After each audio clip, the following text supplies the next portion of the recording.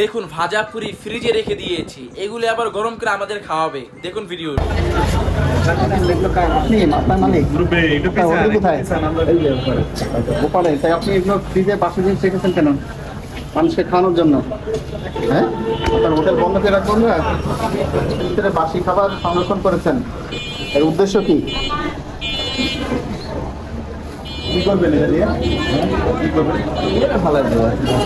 ছেলে দিয়ে জিনিস ফ্রিজে রাখে, টাকা খরচ করে, কারেন্ট খরচ করে। যান আপনার হোটেলে নিয়ে যান এগুলো, এই ওনার সাথে যান। চলে যাচ্ছেন কেন?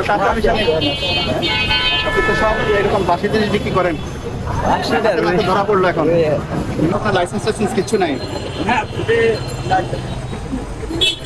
তারপরে এই যে খাবারগুলো রেখেছেন পেপারের কালিগুলো সব আপনার এই খাবারের ভিতরে লেগেছে, এগুলো তো নিরাপত্তা তো আইনে নিষেধ করা আছে।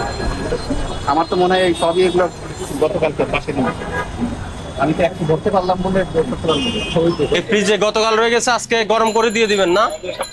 এটা তো ঠিক না মুরব্বী, এটা কেন করছেন?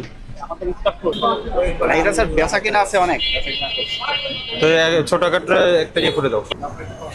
আজকে সতর্ক করলাম, শোনেন আপনাকে সতর্ক করে ৩,০০০ টাকা জরিমানা করলাম। অবশ্যই কমকে আপনাদের মতামত জানাবেন।